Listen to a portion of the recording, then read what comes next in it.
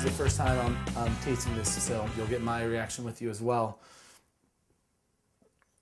Okay, and what's nice is, you know, when you were brewing, or if you ever brewed before, not in a brewing system, you'd have to really disturb the culture on top to kind of pour it over to taste.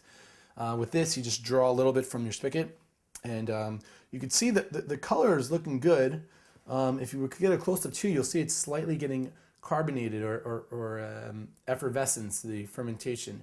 Now, we're going to show you in a later date when we do a bottling video to how to get the most, if you really like that fizz, to kind of pick up that fizz level. But for now, looks great. I don't know if we could get really in. You might even see a little thing floating around in there. You see that? Do you see that?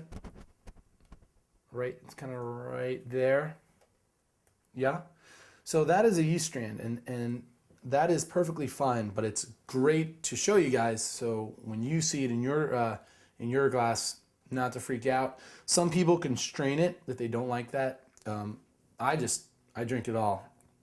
In terms of benefits, there are benefits in terms of getting extra yeast, which is more vitamin B into your system, but if you don't like the taste, I mean, kombucha should be something that you enjoy. I feel there's enough good stuff out there that we get a good feeling from, that we should start off with those things. So like, don't worry about, I don't know, like stretching yourself into a pretzel and crying like a baby.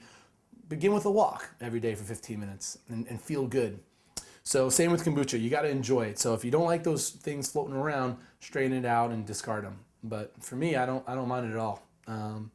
All right, great. So here we go. Cheers.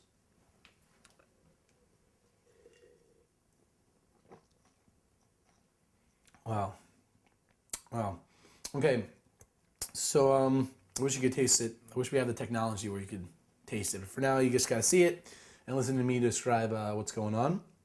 But you should also, try your brew out in 5 or 6 days so you could taste along with me and see if we're on the same page.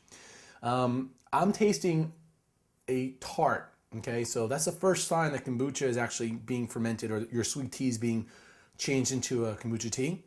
It's going to have a little bit of a tart to it. It's still going to be tasting very sweet though. So over time, that sweetness will drop down and the fermentation will kick up.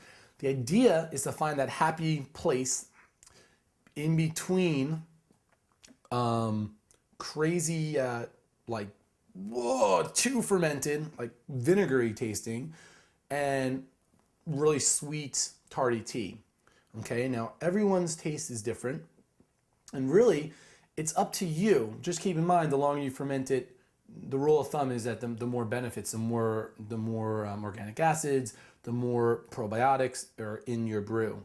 But at first, if you need to drink it just like this, I mean, wow, I'm actually really impressed. I didn't know that it would ferment this quickly, especially because of this season, which is wonderful. Why it's so important to just taste. After the first 3 days, it's just going to be sweet tea. But after that, just give a little taste, and you'll decide for yourself.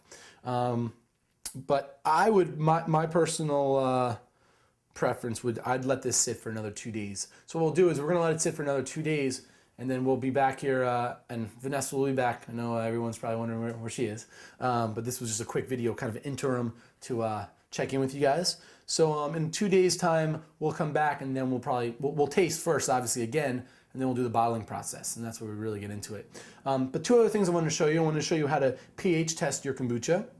And I also want to show you what's going on to your culture up here, because there is a little hesitation or reservation to what people are seeing and what is mold and what isn't mold. So we'll show you that right now.